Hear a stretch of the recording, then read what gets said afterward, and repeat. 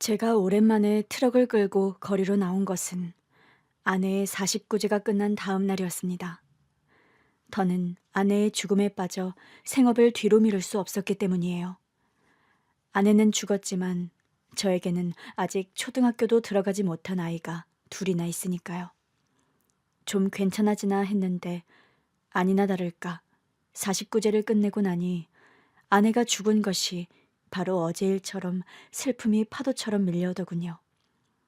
그런 기분에서 벗어나려고 이른 새벽부터 차를 끌고 아내와 함께 오던 농가를 찾은 겁니다. 항상 채워져 있던 빈 조수석에 또 눈물이 왈칵 날 뻔했지만요. 서씨, 어제가 영선씨 49제였다며? 잘 끝났어? 예, 사장님. 덕분에 잘 보내줬어요. 큰일 했네. 애들은? 어머니께 맡겼어요. 시골에서 올라오셔서 당분간 봐주시기로 했거든요. 서씨도 어머님도 고생이 참 많겠어. 좀 더 쉬지 벌써 나온 거야? 애들이 있으니 빨리 일해야죠. 어머니도 오셨고. 그래, 살 사람은 살아야지. 오늘도 가득 채워줘? 네, 다 채워주세요. 산지에서 배추나 감자 같은 작물을 떼다 파는 일을 한 건 3년 전부터였어요. 저도 아내도 일반적인 일을 하기엔 신체적으로 부족한 부분이 있어 택한 일이었죠. 전 재산을 팔아 마련한 중고 1톤 트럭은 저희 살림의 든든한 미천이 되었습니다.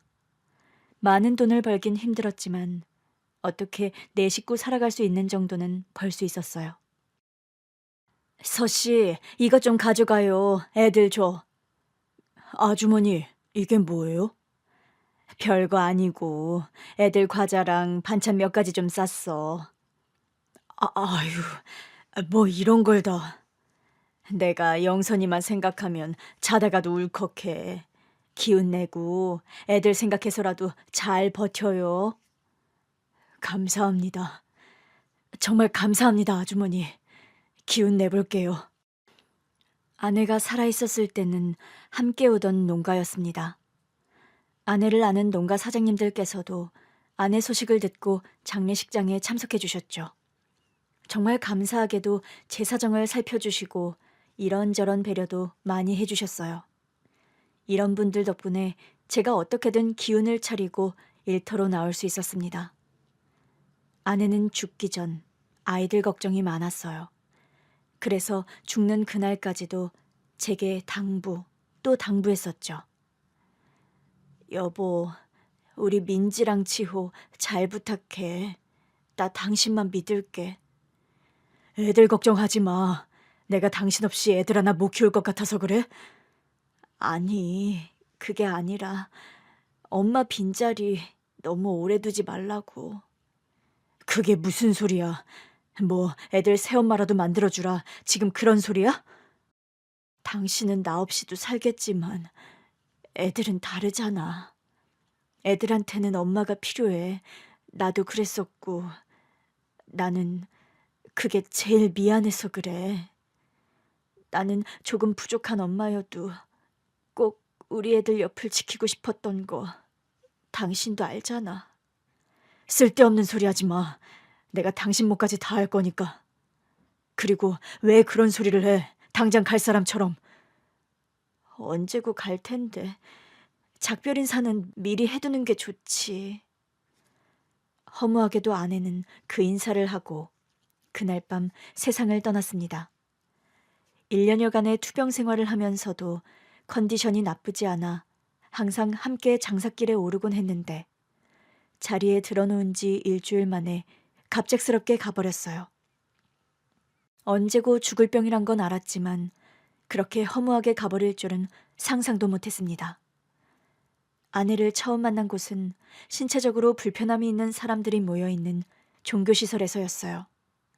저는 어렸을 때 앓은 소아마비의 후유증으로 다리를 절었습니다.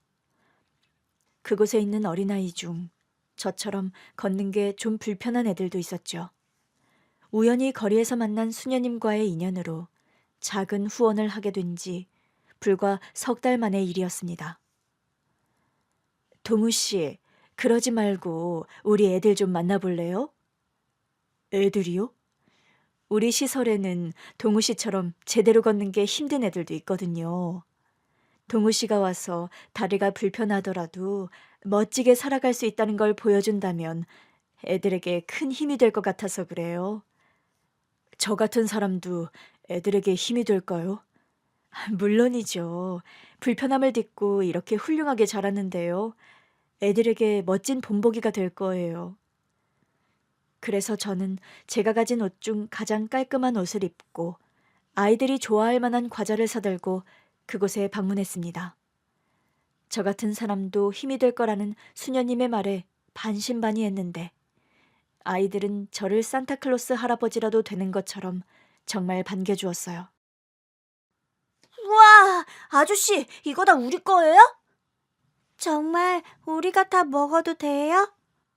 이거 나 진짜 좋아하는 건데! 절뚝거리며 환한 미소를 짓는 아이들을 보니 무어라 말로 표현할 수 없는 벅참이 느껴졌죠. 나도 사회를 위해 뭔가 할 수 있는 사람이라는 것이 느껴지더라고요. 그래서 그 뒤로 한 달에 한 번씩은 꼭 시설에 방문했습니다. 일당 중 10,000원은 저금해서 못해도 매달 20에서 30만 원은 모아서 생필품이나 아이들이 필요한 물건을 사서 갔죠. 그러다 딱 3번째 방문 때 아내를 만난 거예요. 테레사, 빨래는 됐으니까 들어가서 애들 식사 보조 좀 도와줘요. 거의 다 했어요, 수녀님. 이것만 하고 들어갈게요.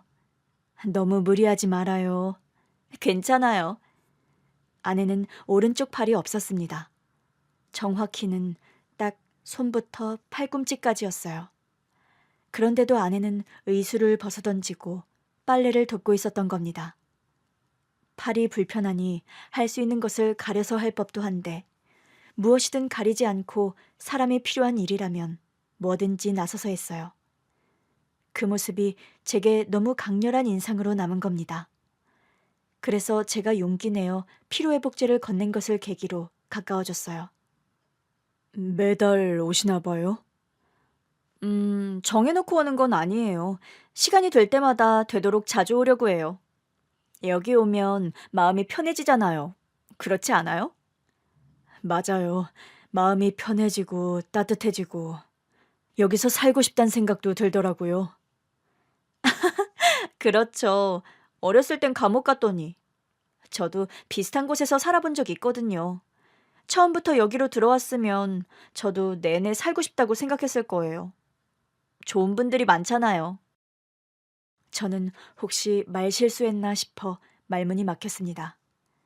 이곳엔 장애가 있거나 부모가 없는 아이들이 있는 곳이었으니까요. 하지만 아내는 개의치 않고 웃으며 덧붙이더라고요. 놀랬어요?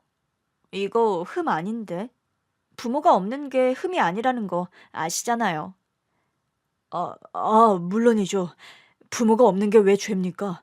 없고 싶어서 없는 것도 아닌데. 맞아요. 없고 싶어서 없는 것도 아닌데요. 저희 부모님은 제가 어렸을 때 돌아가셨어요.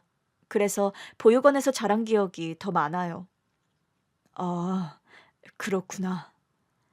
혹시 베로니카 수녀님 만나서 오신 분이 그쪽이에요? 네네. 우연히 거리에서 만나게 돼서. 아, 길에서 넘어진 노인분 도와주셨다는 그분 맞죠? 저 그 이야기 듣고 너무 감동했잖아요. 다리도 불편하신데 가장 먼저 달려가서 떨어진 귤 다 주워다 주셨다고. 아, 칭찬받으려고 한 일은 아닌데 그걸 다 말씀하셨어요? 원래 칭찬받을 일은 널리 널리 알려서 본보기를 만들어야 하거든요. 저 그래서 그 이야기 듣고 길거리 다닐 때마다 유심히 보잖아요. 어디 도움이 필요한 사람 없나. 원래 저 걸을 때 멍 때리고 다니거든요. 대단하신 거예요, 진짜.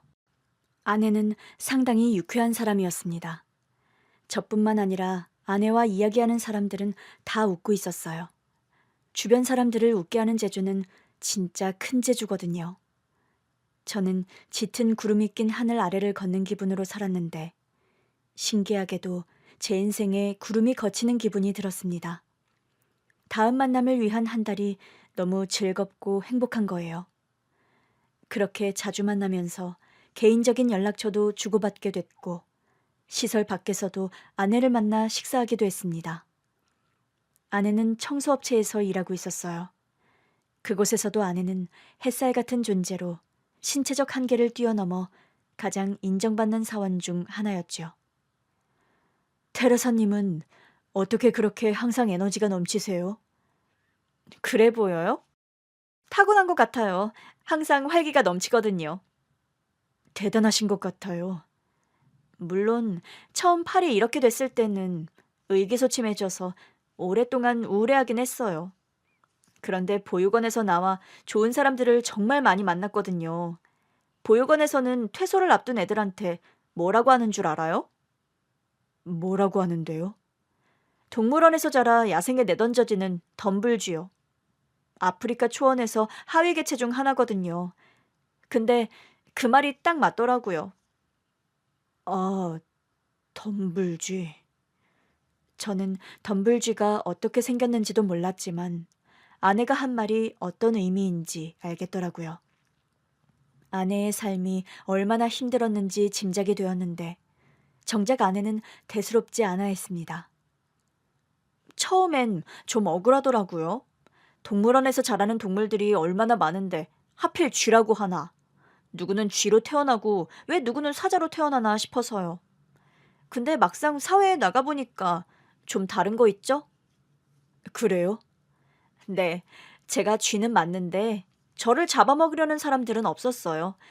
물론 한 번씩 뱀 같은 사람들이 있긴 했는데 그때마다 도와주는 사람들이 더 많았거든요. 그래서 그때 느꼈어요. 아, 세상은 내가 걱정했던 것보다 훨씬 살만하구나. 우리 사장님도 봐요. 저 여기 면접 보러 올 때 의수 빼고 왔거든요. 팔 없는 거 보고 뭐라고 한 줄 아세요? 그래도 하나는 있어 다행이네요. 문제 없어요. 라고 하는 거 있죠. 완전 쿨해요, 우리 사장님. 아내는 정말 긍정적인 사람이었습니다. 남들은 큰일처럼 생각하는 일도 대수롭지 않게 여기고 언제나 웃음으로 넘겼어요. 그래서 좋은 일만 생기는 것 같다는 생각이 들더라고요. 아내와 함께 있다 보니 저도 자연스레 그 에너지가 전염이 됐는지 만나는 사람마다 요즘 왜 그렇게 얼굴이 폈냐는 소리를 하더라고요. 동우 씨, 요즘 무슨 좋은 일 있어? 싱글벙글 입이 귀에 걸렸는데. 혹시 연애하는 거 아니야? 여자 생겼지? 여자는 무슨 그런 거 아니에요. 세상에 절대로 숨길 수 없는 세 가지가 있대. 재채기, 가난, 그리고 나머지 하나가 사랑이래. 그 말을 들으니 알 것 같았습니다. 맞네. 재채기도 가난도 숨길 수 없는 것처럼 사랑도 그렇겠구나 해서요. 그때 저는 그 아내를 잡아야겠다고 생각한 겁니다. 살면서 그만한 사람을 만날 수 없을 것 같다는 확신이 들었거든요. 그래서 시설에서 함께 크리스마스 행사를 한 그날 밤, 제 마음을 솔직하게 고백했어요. 태어나 누군가에게 제 마음을 그렇게 직설적으로 표현해 본 적이 없으니 너무 어렵더라고요. 저기, 테레사님, 저 테레사님 좋아합니다. 만나보지 않겠어요? 네? 좋아요. 네? 좋다고요. 멋이라곤 쥐뿔도 없는 그 말에 실망하면 어쩌나 마음을 졸였는데 아내는 호탕하게 웃으며 흔쾌히 수락했습니다. 제가 한 말을 잘못 이해한 게 아닐까 싶을 정도로요. 나중에 왜 그런 멋도 없는 고백을 받아들였나 물었더니 그러더라고요. 확실히 멋없는 말이긴 했지.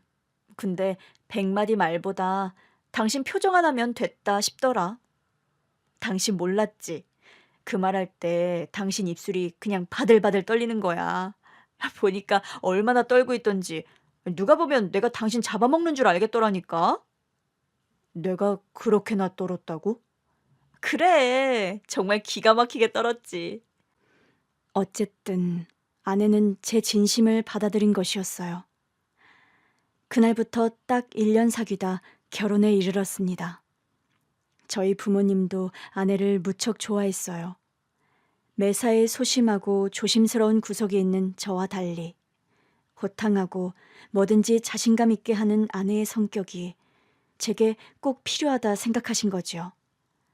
결혼식은 우리가 처음 만난 시설에서 했어요. 정말 말도 못하게 행복하고 완벽한 결혼식이었죠. 그렇게 딸 둘을 낳았고 아내가 있었던 동안 하루도 행복하지 않은 적이 없었습니다. 농가에서 물건을 싣고 도시로 돌아온 저는 주택가 근처 담벼락에 차를 세우고 장사 준비를 시작했어요. 얼마나 지났을까? 뒤쪽으로 비싼 차 한 대가 서더니 어떤 남자가 내려 저한테 다가오더라고요. 저기 사장님, 죄송하지만 자리 좀 비켜주시겠어요? 네? 왜요? 저희가 여기 볼 일이 있어서요. 많은 차가 주차된 담벼락에서 굳이 저를 꼭 집어 비켜달라는데 마음이 상하지 않을 수가 없었습니다. 내가 다리를 전다고 나를 무시하나 그런 자격지심도 들었고요. 울컥 짜증이 나려는데 아내라면 어땠을까 싶어 참았죠. 그래서 다시 한번 정중히 물었어요. 찾아보면 다른 자리도 있을 텐데 굳이 이미 주차하고 장사 준비하는 이 자리를 비켜달라고 하는 이유가 뭔가요? 그게 다른 자리는 차주가 보이지 않고 이쪽 담벼락이 사람들 눈에 가장 띌 것 같아서요. 실례가 안 된다면 지금 이 트럭에 실린 물건도 다 제가 사겠습니다. 예? 이 물건을 다 산다고요? 별 이상한 사람 다 보겠다 싶었습니다. 차를 보아하니 벤츠로 비싸 보이는 차였는데 잘 사는 집이라 1톤 트럭에 실린 물건은 푼돈인가 싶더라고요. 본격적인 장사를 시작하기도 전에 물건을 다 사겠다는 사람이 나타났는데도 기쁘지 않은 이유였습니다. 그런데 그 남자는 다시 한번 정중히 부탁하더라고요. 실은 저희 어머니께서 수십 년째 잃어버린 딸을 찾고 있는데 아시는 분께서 여기에 전단을 붙이고 사람을 찾은 적이 있다는 말을 들어서요. 지푸라기라도 잡는 심정으로 이곳에 전단을 붙이고 싶어서 그럽니다. 그리고 제게 고개를 숙여 부탁하는데 마음이 안 좋더라고요. 그곳에 전단을 붙인다 한들 수십 년째 못 찾은 딸을 찾을 수 있겠습니까마는 그래도 사람 마음이 그렇지 않잖아요. 그냥 다른 데다 하자 싶어 알겠다고 했습니다. 굳이 물건은 사줄 필요 없다고 하면서요. 다시 이동하기 위해 물건 정리를 하는데 차에서 나이 든 여자가 나오더라고요. 그리고 남자처럼 저에게 정중히 고개를 숙이며 다시 한번 감사하다 인사하셨죠. 고맙습니다, 사장님. 제가 간절한 마음이다 보니 이렇게 무례한 요구를 하게 됐네요. 아니에요. 그럴 수도 있죠. 얼마나 애가 타시면 그러시겠어요. 장사야 다른 데서 할 수도 있고요. 감사합니다. 그리고 실례가 되지 않는다면 이 전단을 트럭에 좀 붙여주실 수 있을까요? 지나가면서 사장님 트럭을 보고서라도 찾아올 수 있지 않을까 싶어서요. 예, 주세요 그럼. 저는 그 노부인에게서 전단 여러 장을 받았습니다. 트럭에 놓고 오다 가다 사람들이 보고 단서라도 찾을 수 있으면 좋잖아요. 그런데 저는 전단지 속 사진을 보고 깜짝 놀랄 수밖에 없었습니다. 사진 속 여자는 바로 죽은 아내를 닮은 아이였기 때문이에요. 확실히 어렸을 때 사진이긴 했지만 아내와 똑 닮았었어요. 게다가 제가 멈칫할 수밖에 없었던 건 바로 사진 속 아이가 팔 하나가 없다는 사실 때문이었어요. 제가 사진을 너무 빤히 쳐다보자 노부인은 제 눈치를 살피며 묻더군요. 왜요? 혹시 아는 사람이에요? 그게 이 사람이 딸이라는 말씀이신가요? 네, 제가 잃어버린 딸 맞아요. 어떻게 봐도 아내의 사진이 맞았지만 제가 알던 사실과는 좀 다른 부분이 있었어요. 아내는 어렸을 때 부모를 잃고 보육원에서 자랐기 때문이었죠. 닮은 사람이야 있을 수 있지만 팔 없는 건 갖기 어렵잖아요. 혹시 이 사람 이름이 어떻게 되나요? 이 아이는 영선이에요. 김영선. 저는 그 이름을 듣자마자 확신했습니다. 어떻게 된 일인지 모르겠지만 이 사람들이 찾는 사람이 바로 내 죽은 아내라는 것을요. 여전히 믿기 힘든 사실이었지만 저는 조심스레 그 사실을 밝혔죠. 내가 이 사람을 아는 것 같은데요. 정말이에요? 정말 영선이를 알아요? 어디 있는데요? 대체 어딨나요? 지금 어디로 가야 해요? 그게 죽었어요. 얼마 전에. 뭐라고요? 아니, 설마 그럴 리가 없어요. 영선이가 왜요? 그럴 애가 아닌데. 노부인은 충격에 비틀거렸고 전단을 붙이려던 남자가 황급히 뛰어왔습니다. 엄마, 왜 그래? 괜찮아? 규환아, 이를 어쩌면 좋아. 영선이가 죽었다는데. 뭐? 그게 무슨 말이야? 영선이가 왜? 김영선 씨, 제 아내였어요. 얼마 전에 암으로. 저는 믿지 못하는 그 사람들에게 휴대전화 속 사진을 보여주었습니다. 전단지 속 얼굴과 크게 다르지 않은 30대가 된 내 아내의 사진이었어요. 영선아. 노부인은 슬픔을 이기지 못하고 주저앉아 버렸고 남자는 힘없이 들고 있던 전단을 떨구었죠. 바닥으로 죽은 아내의 사진이 흩어졌습니다. 이제 어떡하니, 규환아. 이제 어떡해. 우리 영선이한테 진 빚을 어떻게 갚아야 하느냔 말이야. 노부인은 울부짖으며 아내를 찾다가 혼절해서 실려갔죠. 남자는 자리를 뜨기 전 제게 연락처를 달라고 했습니다. 저는 급한 대로 휴대전화 번호를 주었고 그렇게 쓰러진 어머니를 데리고 사라졌어요. 하지만 저는 여전히 이게 어떻게 된 일인지 의아했죠. 생전 아내에게서 부모님 이야기를 들어본 적이 없었거든요. 그날 장사는 잘 되지 않았어요.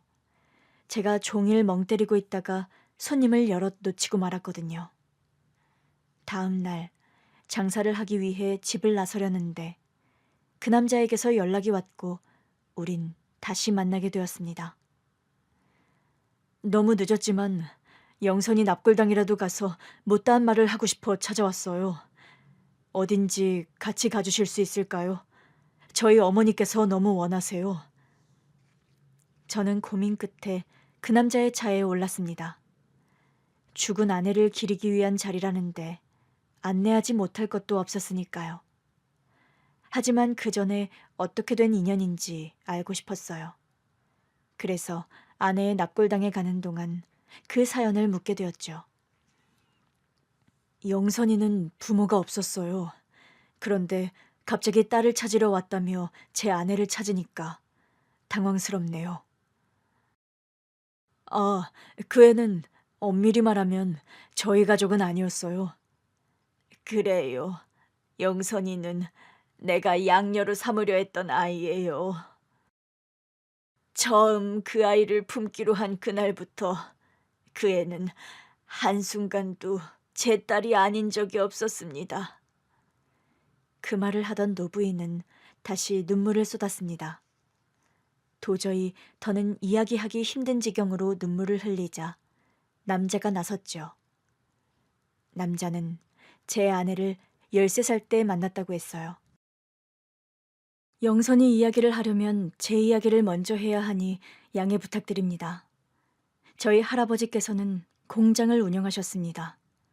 저도 지금 그 가업을 물려받아 하고 있지요. 영선이는 제 할아버지 공장에 다니던 한 직원의 조카였어요. 영선이는 어려서 부모를 잃고 이모 집에서 자랐거든요. 그때만 해도 지금보다는 공장 규모가 적은 편이었는데 할아버지께서는 한 달에 한 번씩 공장 직원들을 모두 모아 함께 식사하는 자리를 만드셨습니다. 직원들은 단순히 일을 해주러 온 사람들이 아니야. 이 사람들이 있기 때문에 우리 공장이 돌아가는 거지. 하루 정도는 공장 가동을 멈추고 우리 공장 식구들을 위한 시간을 가져야 해. 그래서 한 달에 한 번이면 공장의 직원들은 자기 가족들을 데리고 와 파티했어요. 보통은 삼겹살 파티였는데 때에 따라 수육, 치킨, 피자 다양했습니다. 그러다 보니 직원들 간의 거리가 가까웠고 애사심이 컸죠. 저도 그날을 참 좋아했는데 그날만큼은 학원에 가지 않아도 됐거든요. 그날은 아빠나 엄마를 따라온 아이들도 무척 많았는데 저도 그 애들과 함께 어울려 놀았죠.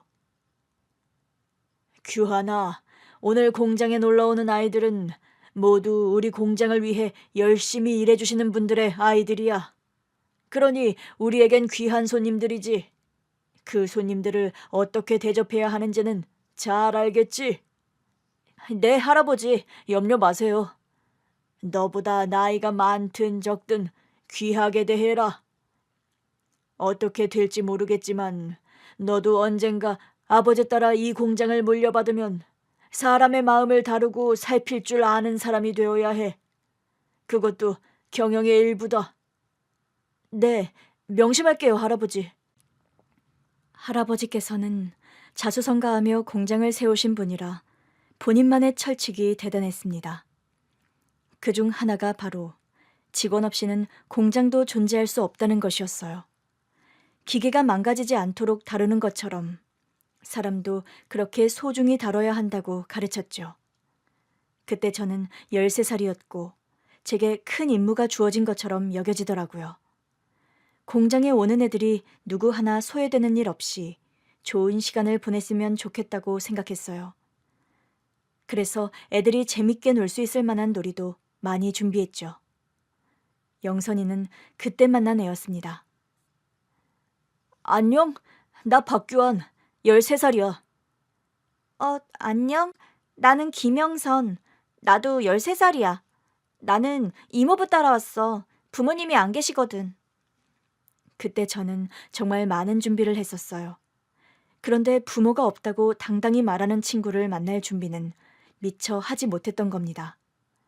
그래서 영선이의 말에 깜짝 놀라 말문이 막혀버렸죠. 뭐라고 말해야 할 것 같은데 무슨 말을 해야 할지 몰라 바보처럼 어버버했던 거예요. 왜? 부모님 안 계신다고 하니까 놀랐어? 아니, 그게 그럴 수도 있지 뭐. 그래도 이모랑 이모부가 계셔서 잘 지내고 있어. 덕분에 이렇게 공장 구경도 다 해보고 엄마 아빠랑 살았으면 못 해볼 경험이지. 영선이는 참 긍정적이고 밝은 애였어요. 저였더라면 그런 생각은 못했을 것 같은데 부모님이 없다는 사실이 그 애한테는 아무런 문제가 되지 않는 것처럼 보였죠. 그래서 저도 모르게 자꾸 더 신경 쓰였던 것 같아요. 과자를 나누어 줄 때면 그 애만 하나씩 더 주고 술래잡기를 할 때에도 일부러 그 애는 잡지 않았습니다.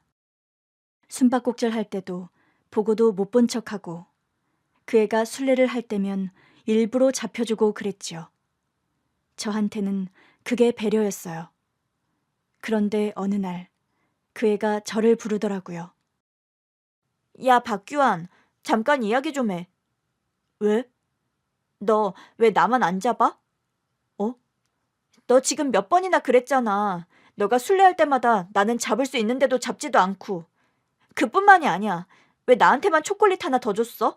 다른 애들이 이상하게 생각하잖아. 아, 그게 어, 너 설마 나 좋아하니? 어? 아니거든. 근데 왜 그래? 나 좋아하는 거 아니면 그러지 마. 영선이는 알고 있었던 거예요. 제가 부모가 없다는 사실로 과한 배려를 하고 있다는 것을요. 그때 저는 영선이를 좋아하지 않는다고 했지만 저는 언제부턴가 그 애가 좋았습니다. 부모가 없다는 이유로 동정하지 말라는 말을 그렇게 신사적으로 하는 애는 영선이뿐이었을 거예요. 그 뒤부터는 정신 차리고 다른 아이들과 공평하게 대하면서 영선이와 더 가까워졌죠. 그러던 어느 날이었어요. 매달 공장 행사에 참석했던 그 애가 오지 않았어요. 그 애와 함께 지내던 사촌 동생들에게 물었지만 모른다고만 하더라고요. 그래서 다음 달이 돼서야 그 애를 만날 수 있었는데 이유를 물으니 그러더라고요. 지난달에는 왜 안 왔어? 이모부가 집에 있으랬어. 내가 이모부 말을 안 들었거든.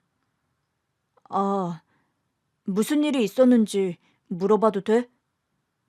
그건 말하기 싫으면 말하지 않아도 돼. 그 애는 생각에 잠긴 듯 입을 다물었어요. 그 애에게서는 보기 힘든 표정이었죠. 하지만 이내 별일 아니라는 듯이 그러더라고요. 이모부가 술 마시고 우리 부모님에 대해 안 좋은 이야기를 했거든. 그래서 화가 나서 대들다가 그렇게 됐어. 아, 그랬구나. 많이 속상했겠다. 이모부도 힘들겠지. 이모가 원해서 나를 데리고 있긴 하지만 자기 자식도 아닌데 뭐. 한두 번 있는 일도 아니야. 술 마시거나 이모랑 싸울 때면 항상 나를 걸고 넘어졌으니까. 이모부가 그럴 때마다 속상한 건 내가 할 수 있는 게 없다는 거야. 그냥 그런 말 하지 마세요. 그런 거 정도? 힘들었겠다. 그래서 난 빨리 어른이 되고 싶어. 어른이 돼서 자유롭게 살 거야. 저는 그동안 그 애가 마냥 밝고 긍정적인 아이인 줄만 알았는데 그게 아니더라고요. 슬픈 일이 있어도 무덤덤한 척, 속상한 일이 있어도 별일 아닌 척. 그게 습관이 된 애였습니다. 그렇게 말할 때 정말 눈이 슬퍼 보였거든요. 그래서 그 애를 돕고 싶었나 봐요. 제가 뭐라도 할 수 있으면 좋겠다는 생각에 한 행동이 그 애에게 독이 됐지만요. 부모님과 식사할 때 슬며시 그의 이야기를 꺼낸 것이죠. 엄마, 영선이 알지? 긴 머리 묶고 온 나랑 동갑이네. 영선이 알지. 그 김홍식 씨랑 같이 오던? 아, 김홍식 씨? 알지. 그 집에 애가 셋이던가? 옆에서 잠자코 듣고 있던 아빠도 안다는 듯 대꾸했죠. 근데 영선이는 그 아저씨 딸이 아니래. 그래? 그럼 누군데? 그 아저씨가 영선이 이모부래. 근데 아, 그래. 근데 왜? 집에서 별로 행복한 것 같지 않았어. 왜? 영선이가 무슨 이야기 했어? 저는 그날 두 분께 영선이에게 들은 이야기를 전했고 부모님의 표정은 좋지 않았습니다. 개인적인 집안 사정이니 섣불리 말을 얹긴 힘들지만 아이가 불쌍하다고 했어요. 저만 그렇게 생각하는 게 아니었구나 싶어 다행이다 했습니다. 지금 생각해보면 생각이 짧았던 행동이었어요. 그렇게 이야기한다고 해서 엄마 아빠가 도와줄 수 있는 게 없었는데 말이에요. 마치 누군가의 잘못을 이르듯이 그런 이야기를 한 것이지요. 차라리 그렇구나 하고 말았으면 좋았을 텐데 아버지께서 그의 이모부를 따로 부른 모양이었습니다. 며칠 후 저녁 식사 시간에 두 분이 그런 대화를 나누시는 거예요. 그 김홍식 씨 말이야. 사람이 좋아 보이진 않더라고. 왜요? 김홍식 씨라면 전에 규환이가 말했던 영선이 그 이모부 맞죠? 집안일이니 그냥 넘어가려고 했는데 자꾸 규환이 이 녀석 말이 생각나 신경이 쓰이더라고. 우리 눈에는 보이는 그런 것들 있잖아. 나도 규환이랑 설아가 있는데 부모된 입장에서 그냥 넘어가긴 좀 그렇고. 그래서 김홍식 씨 불러다가 참 대단하신 일 한다고 이야기를 했는데 기분이 영 언짢아 보이는 거야. 당신이 무슨 말 실수한 건 아니고? 아니야. 부모 일은 처조카 대신 키우고 있다고 들었다고. 참 대단한 일 하십니다. 그 정도밖에 안 했는걸. 그 일로 부른 것도 아니고 더 열심히 하라는 의미에서 보너스도 챙겨주면서 말이야. 참견한다고 생각했을까? 그럴지도 모르지. 괜한 일에 나선 것 같아. 그래도 집에서 그런 대접 받는 애가 있으면 그 정도는 할 수 있지. 식사 자리는 순식간에 어두워졌어요. 두 분의 대화를 듣다 보니 그 애가 걱정이 되었죠. 혹시라도 이제 더는 오지 않으면 어쩌나. 그의 이모부가 다시는 공장에 오지 못하게 하면 어쩌나 하고 걱정이 되었거든요. 다행히도 그 애는 다음번 모임 때 나왔더라고요. 그런데 저를 보고도 환하게 웃어주지 않았습니다. 한 달에 한 번 만나는 자리니 늘 저를 보면서 웃어주곤 했었는데 말이에요. 그래서 저는 덜컥 겁이 나 조심스레 물었어요. 혹시 집에서 무슨 일 있었어? 알긴 아는구나. 왜? 이모부가 뭐라고 한 거야? 했지. 뭐라고? 검은 머리 짐승 거두는 게 아니랬더니 은혜를 이딴 식으로 갚냐고. 부대표님한테 끌려가 어떤 수모를 당한 줄 아시냐고. 어? 그럴 리가. 우리 아빠는 신뢰가 되는 말은 하지 않았다고 했는데. 우리 이모부는 그런 사람이야. 남들이 A를 말한다고 해서 A로 듣는 사람이 아니라고. 부대표가 부르니 내심 드디어 승진 명단에 오른 건가 싶어 기뻐서 갔는데 느닷없이 내 이야기를 하며 은근슬쩍 잘해달라 그런 이야기를 하니 열이 받았겠지. 내가 밖에서 무슨 이야기를 하고 다니면 부대표가 자기를 불러다 그런 이야기를 하나 싶어서. 영선아, 나는. 알아, 넌 날 돕고 싶었겠지. 근데 규환아, 내가 언제 너보고 도와달라고 했어? 그건 아니지만 나는 그냥 네가 내 이야기를 적당히 들어줄 수 있는 사람이라고 생각한 거야. 내가 네 도움이 필요했더라면 나는 제대로 도와달라고 이야기했을 거고. 미안해. 나는 그냥 네가 그 집에서 잘 지냈으면 해서. 됐어. 나 혼자 있고 싶으니까 비켜줘. 전에 없이 쌀쌀맞게 구는 그의 태도에 저는 심장이 너무 뛰었습니다. 제가 너무 큰 잘못을 한 것 같았거든요. 그 애는 저를 비롯해 다른 아이들과도 어울리길 원하지 않았고 공장 안쪽으로 쏙 사라져버렸죠. 중학생이 된 후로도 그 애는 모임에 따라왔었습니다. 제가 보기엔 본인은 원하지 않는데 이모부 때문에 억지로 오는 것 같았어요. 좋은 사람인 것처럼 보이고 싶어하는 욕심에 이용되고 있었던 것이었죠. 그 애는 내가 인사를 건네거나 간식을 나누어 줄 때도 적당히 대꾸하고 말았습니다. 전처럼 호탕하게 웃어주지도 않았고요. 그리고 그 즈음 사고가 난 것이에요. 중학교 1학년 겨울쯤이었을 겁니다. 그때 부모님을 따라오는 아이들에게 공장은 전체가 놀이터 같은 곳이었습니다. 어른들이 적당히 위험한 장소는 가지 못하게 막곤 했지만 철저하게 지켜지진 않았었어요. 그날도 그 애가 보이지 않아서 혼자 공장을 둘러보고 있는데 위험한 기계실에 그 애가 책을 읽으며 앉아있는 것이 보였습니다. 직원들이 없을 때는 기계가 작동하지 않기 때문에 위험한 장소는 아니었어요. 하지만 어른들에게 들켜서 좋을 것은 없었기에 서둘러 그 애를 데리고 나가려고 했었던 거죠. 영선아, 어? 여기서 뭐해? 여긴 함부로 들어오면 안 되는데. 다른 곳은 애들 때문에 시끄러워서. 웃기지 않니?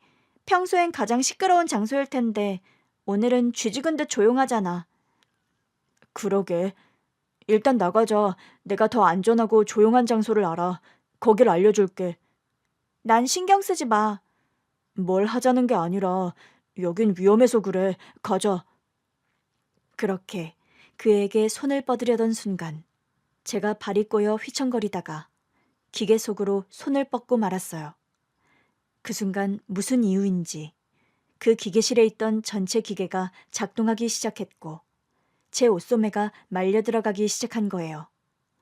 저는 그걸 보자마자 반사적으로 윗옷을 벗었는데 그 사이 그 애는 저를 구하겠다고 무턱대고 손을 뻗어버리고 만 겁니다.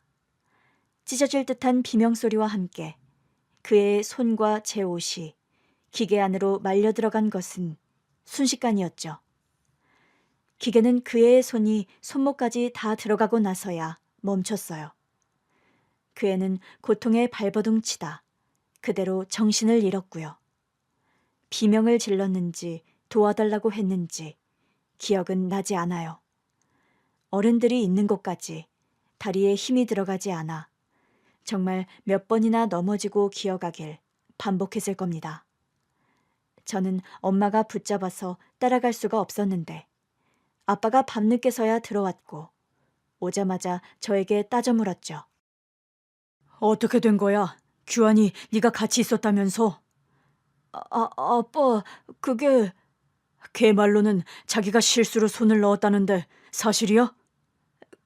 그게 박규환. 저 때문이에요. 너 때문이라니? 규환아, 그게 무슨 말이야? 너도 모른다며. 저 때문이에요. 저 때문이에요. 저 때문이에요. 엄마가 어떻게 된 일인지 물었을 땐 모른다고 잡아댔는데 아빠가 한 말에 저는 무너져버리고 말았습니다. 더는 외면했던 진실을 그 애는 자기 탓으로 돌린 것이었으니까요. 행여 저한테 피해라도 갈까봐 기계가 신기해 보여 살피다가 실수로 그랬다고 했대요. 제 입으로 자초지종을 들은 부모님은 쓰러지듯 소파에 털썩 주저앉았습니다. 적막함만 감돌았어요. 아빠는 마른 세수를 몇 번이나 하셨고 엄마는 손바닥에 얼굴을 파묻고 계셨죠. 그래서 수술은 잘 됐어요? 살긴 했는데 아무래도 절단 수술을 해야 할 것 같대. 어머나, 아니... 아빠의 절망적인 말에 엄마는 다시 무너졌고 제 마음 또한 와르르 무너지는 것 같았습니다. 그 애는 저를 구하려다 오른손을 잃고 만 거예요. 제가 그때 그 애를 보고도 못 본 척 했더라면 그런 일은 일어나지 않았을 겁니다. 괜한 오지랖을 부려 자꾸 그 애를 곤란하게 만든 것도 모자라 그의 손까지 잃게 하다니 그렇게 절망적일 수가 없었죠. 부모님께서는 저 때문에 그렇게 되었으니 어떻게든 책임지려 하셨습니다. 병원에 입원한 그 애의 간병을 위해 일을 쉬게 된 그의 이모를 위해 저희 엄마가 대신 간병을 해주시기도 했어요. 영선아, 미안하다. 내 아들 때문에 네가 이렇게 됐으니 나는 어떻게 해야 할지 모르겠어. 괜찮아요, 아주머니. 괜찮기는 뭐가 괜찮아. 팔이 사라졌는데. 내가 너보다 살기는 몇 배는 더 살았는데도 이럴 땐 어떻게 해야 할지 모르는 걸 보니 나도 아직 멀었나 싶어 부끄럽구나. 미안해 정말. 규환아, 너도 어서 제대로 사과해. 저는 어느 정도 회복한 후에야 그 애를 만날 수 있었습니다. 저는 그 애를 보자마자 눈물을 꾹꾹 참아야 했어요. 사고 전 나 때문에 웃는 얼굴을 보이지 않았던 그 애가 절 보고 환하게 웃고 있었거든요. 그 순간까지도 그 아이는 다친 본인보다 제 마음을 더 걱정하고 있었던 거예요.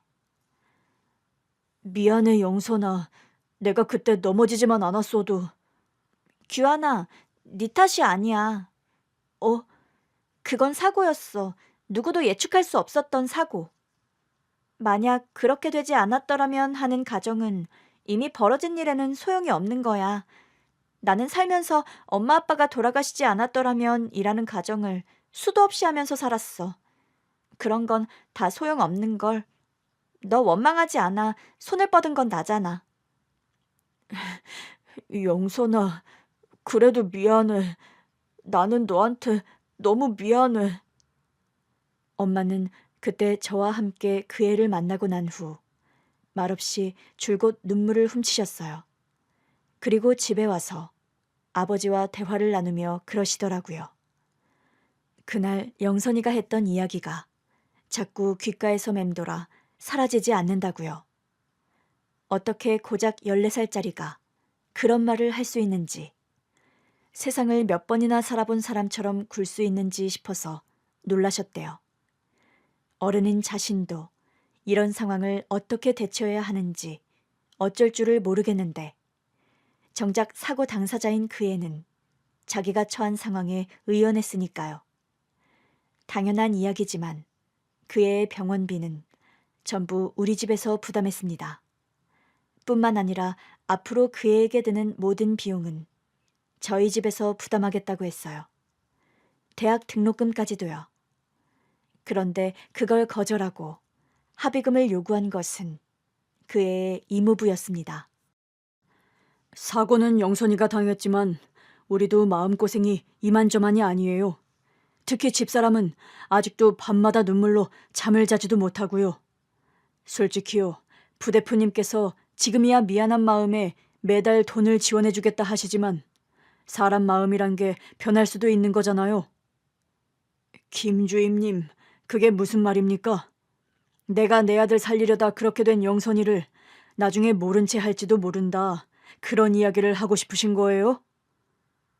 그것도 그렇지만 공장이 앞으로 어떻게 될지도 아무도 모르잖아요. 영선이 14살이에요. 기껏해야 대학 졸업까지 10년인데 우리 공장이 10년 안에 망하기라도 할까 봐서 그래요. 사람 일은 모르니까요. 저는 일시불로 받아야 된다고 생각해요. 앞으로 파리 없이 살아갈 내 조카의 확실한 미래를 위해서요. 그의 이모부는 치료비와 위자료 등의 명목으로 한 번에 5억을 요구했지만 저희로서는 어쩔 수가 없었습니다. 어쨌거나 그 애의 법정 대리인은 이모였거든요. 그들이 원하는 대로 해줄 수밖에 없었고 그건 그 애의 뜻이 아니었죠.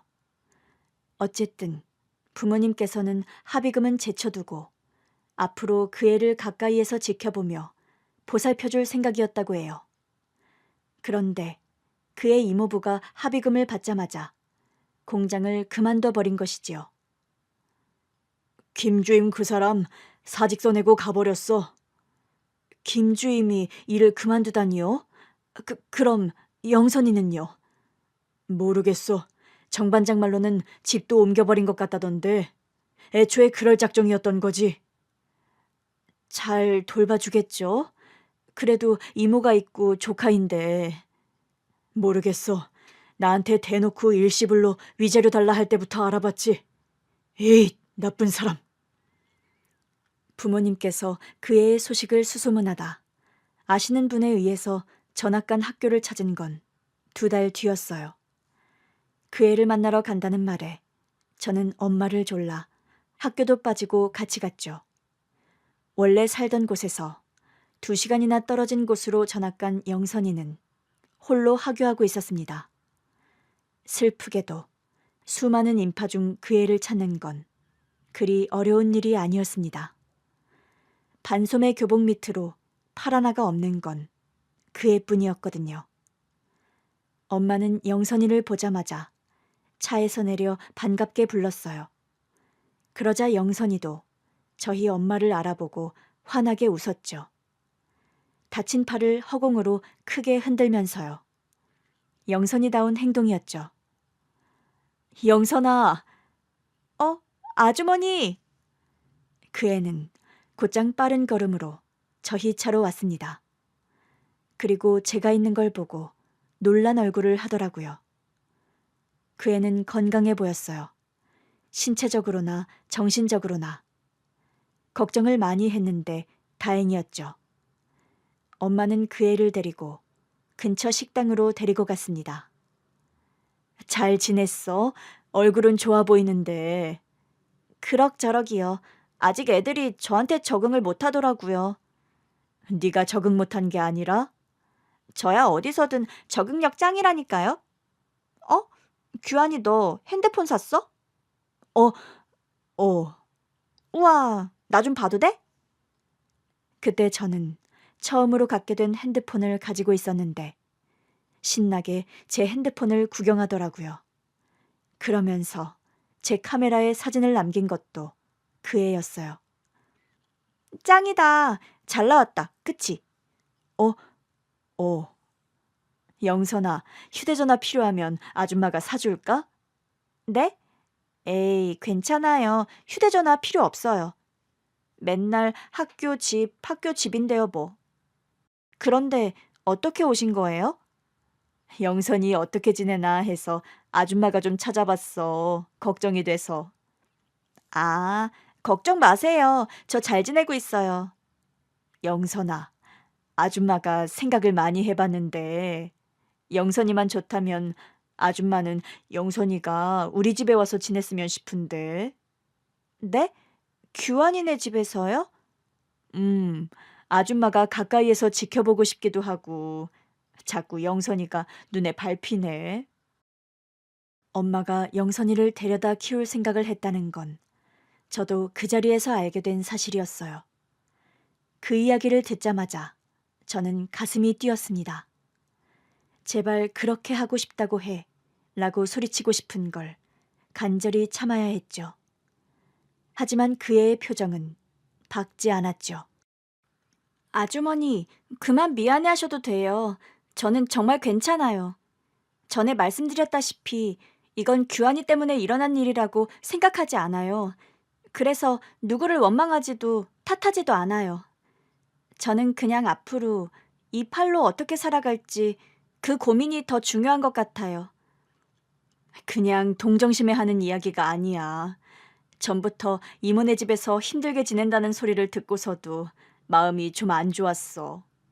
아줌마가 어떻게든 도움이 되고 싶어서 그래. 이모부한테 위자료 주셨다면서요. 솔직히 그 돈도 받고 싶지 않았어요. 오히려 전 그 돈 때문에 너무 죄송한데요. 영선아, 아주머니, 마음만 감사히 받겠습니다. 정말 괜찮아요. 엄마는 그날 어떻게든 그 애를 데려왔어야 한다고 두고두고 후회했습니다. 이미 그 애를 데려와 키우기로 마음먹은 그 순간부터 수양딸이라고 생각했으니까요. 결국 몇 달을 고민하다 아빠가 그의 이모부에게 입양 제안을 하려고 사람을 보냈었어요. 그런데 청천벽력 같은 소식만 가지고 왔죠. 뭐? 김주임이 망했다니? 그게 그때 부대표님께서 주신 보상금으로 투자를 했는데 그게 잘못된 모양이에요. 이혼 소송 중이랍니다. 뭐? 잠깐. 그럼 영선이는? 그게 행방을 알 수가 없더라고요. 행방을 알 수가 없다니 그게 무슨 소리야? 이웃들 말로는 언젠가부터 그 집 큰딸이 보이지 않았다고 해요. 넌지시 물었더니 공부하라고 아는 친척 집에 보냈다는데 사실인지는 알 수 없고요. 그럼 김주임이나 그 이모란 사람이라도 만나서 알아봐야지. 김주임도 그 이모란 분도 찾을 수가 없습니다. 순식간의 일이었습니다. 그 뒤로 부모님께서는 그 애의 행방을 찾기 위해 백방으로 수소문했지만 찾을 수 없었고요. 그리고 바로 어제 처음으로 그의 소식을 들은 거예요. 남자의 말이 끝나자 차 안에는 뒷좌석에 앉은 노부인의 흐느끼는 소리만 남았습니다. 가슴에 무언가 무거운 돌이 얹힌 기분이 들었어요. 아내는 제게 어렸을 때 사고라고만 했었습니다. 저도 제 다리로 인해 얼마나 힘들었는지 아내에게 말하지 않았듯이 아내도 자기 팔이 왜 그렇게 됐는지 굳이 말하지 않았어요. 저희에게는 이 이유가 필요하지 않았으니까요. 흐느끼던 노부인은 연신 코를 훌쩍거리며 말을 이었습니다. 안 그래도 힘든 삶을 살아야 했던 아이가 내 아들 때문에 더 힘들어졌다는 사실이 나를 너무 힘들게 했어요. 그리고 영선이는 그냥 있기엔 너무 좋은 아이였어요. 착하고 의젓하고 의연하고 더 일찍 데려왔어야 했는데 차라리 그때 핸드폰이라도 사줬으면 이 지경까지 되진 않았을 텐데. 우리는 다 함께 아내의 납골당을 찾았습니다. 아내의 사진을 보고 아주머니는 차마 못 보겠다는 듯 눈을 질끈 감으셨죠. 남자는 오랫동안 아내의 사진을 빤히 바라보더라고요. 무슨 생각을 하는지 모르겠지만 그 표정엔 깊은 회환과 후회가 가득해 보였습니다. 그리고 목이 맨 목소리로 물었죠. 힘들어하진 않았나요? 네? 살면서 팔 때문에 힘들어하거나 아파하진 않았는지. 아니요. 그렇게 어두운 과거가 있다는 것이 믿기지 않을 정도로 굉장히 밝은 사람이었어요. 팔이 없다는 사실로 힘들어하거나 절망하는 사람도 아니고요. 저한테는 정말 존경스러운 사람이었어요. 지금도 내 아이들이 더도 말고 덜도 말고 딱 내 아내처럼만 자랐으면 좋겠다고 생각할 정도로요. 감사합니다. 그 사람들은 그곳에 오랫동안 머물렀습니다. 멀리 떨어져 그 모습을 지켜보았어요. 아내가 보고 있으려나, 저 사람들을 그리워했으려나 하고요. 그렇게 집으로 돌아간 뒤 며칠 후 그 남자에게서 다시 연락이 오더라고요. 할 말이 있다기에 장사를 하다 말고 근처 카페로 트럭을 몰고 갔습니다. 저희 어머니랑 오랫동안 이야기하고 고민 끝에 말씀드리니 부디 기분이 상하시거나 혹은 오해는 하지 않으셨으면 좋겠습니다. 무슨 일로? 제가 서동호 씨에게 경제적 지원을 해드려도 될지. 예? 어머니께서 어떻게든 영선이가 남긴 가족들에게 뭐라도 해주고 싶다는 생각이 강하셔서요. 저도 마찬가지고요. 영선이는 늘 이미 벌어진 일은 잊고 앞으로의 일을 준비하면 된다고 하던 아이였어요. 이미 죽은 영선이를 위해 할 수 있는 일이 뭘까 생각했는데 남은 가족들을 보살피는 게 저희가 할 수 있는 최선이라는 생각이 들어서요. 그래서 저희가 서동우 씨와 아이들이 생활할 수 있는 주택을 지원하고 서동우 씨가 우리 공장에서 일할 수 있도록 자리를 마련하고 싶습니다. 그야말로 생각지도 못한 제안이었습니다. 거절할 이유가 없는 제안이었지만 제가 감히 수락해도 되나 싶었어요. 이 방법이 아니면 저도 저희 부모님도 영선이에게 진 빚을 갚을 길이 없습니다. 부디 수락해 주세요. 하늘에 있는 영선이가 남긴 선물이라고 생각하시면서요. 저는 그 자리에서 수락하지는 못했습니다. 그래서 오랜 고민 끝에 저는 남자가 주겠다는 집을 아이들 명의로 받았습니다. 제 능력으로는 상상할 수도 없을 만큼 근사한 아파트예요. 그리고 다음 주에 첫 출근을 앞두고 있죠. 아직도 어안이 벙벙합니다. 그리고 한편으로는 씁쓸해요. 좋은 집, 좋은 직장을 가졌지만 여전히 제 아내는 제 옆에 없으니까요. 아내가 남긴 선물이라고 생각해달라는 그 남자의 말을 자주 곱씹는 요즘입니다. 그렇게라도 생각하지 않으면 아내 없이 누리는 이 호사가 하나도 기쁘지 않거든요. 하늘에서 보고 있다면 걱정하지 말라고 전해주고 싶습니다. 정말 열심히 살아서 우리 애들 멋지게 키워낸 후에 그때 만나러 갈 테니 기다려 달라고도요.